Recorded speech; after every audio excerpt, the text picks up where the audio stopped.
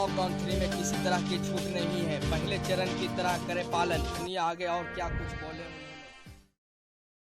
तो बहुत तरह का भ्रम है, लोगों के अंदर एक तरह की अफवाह भी है कि लॉकडाउन 3 में बहुत सी छूटें हैं। मैं ये क्लियर कर देना चाहता हूँ कि आम आदमी के लिए लॉकडाउन 3 में किसी प्रकार की कोई छूट नहीं है। जैसे लॉकडाउन के पहले चरण में आपको घर में रहना था, कहीं बाहर नहीं निकलना था, उसी तरह से तीसरे चरण में भी आपको घर में रहना है, कहीं बाहर नहीं निकलना है, लॉकडाउन के नियम का पालन करना है। तीसरे चरण में पूरे राज्य को ग्रीन जोन, रेड जोन में बांटा गया, रेड जोन और ऑरेंज जोन में बांटा गया है। कोई भी ग्रीन जोन बिहार में नहीं है। रेड जोन में कोई एक्टिविटी नहीं, पहले बताया गया। कंटेनमेंट एरिया में कोई एक्टिविटी नहीं, पहले ही बता दिया गया है। ऑरेंज जोन में कुछ गतिविधियों की छूट दी गई है, जिसका विस्तार से प्रचार प्रसार हुआ है, अखबारों में भी निकला है। वहाँ कुछ जिला प्रशासन जो तय करेगा, वो कुछ जरूरी दुकानें खुल सकती हैं, कंस्ट्रक्शन की एक्टिविटी अलाउड रहेगी। मनरेगा, जल जीवन हरियाली, नल, बहुत सारी सरकारी योजनाएं शुरू होंगी। लेकिन फिर रिपीट करता हूं कि आम आदमी के लिए कोई छूट नहीं है।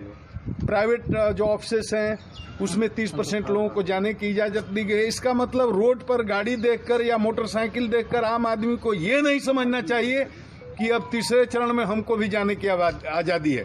कोई मंदिर नहीं खुलेगा, कोई मस्जिद नहीं, कोई चर्च नहीं, कोई गुरुद्वारा नहीं, कोई सामूहिक पूजा पाठ नहीं, कोई अनुष्ठान नहीं, कोई शॉपिंग कॉम्प्लेक्स नहीं, कोई मॉल नहीं खुलेगा, जिम्नाजियम नहीं खुलेगा, कोई इंटरटेनमेंट पार्क नहीं खुलेगा, बाहर कहीं टहलने की आज़ादी नहीं है। शाम को 7 बजे से सुबह 7 बजे तक तो किसी भी आदमी को किसी भी परिस्थिति में घूमने की आज़ादी नहीं है। एक जिले से दूसरे जिले में बिना वैध सरकारी पास के कोई भी आदमी नहीं आ जा सकता है। तो पहले चरण की तरह ही ये भी तीसरा चरण है आम आदमी के लिए।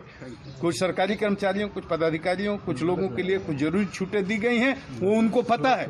लेकिन आम आदमी के लिए बोल रहा हूं, उनको ये नहीं समझना चाहिए किसी प्रकार की कोई छूट है।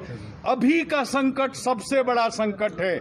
हमारे 10 लाख से ऊपर मजदूर भाई बहन और हमारे बेटा बेटी स्टूडेंट बाहर से आ रहे हैं।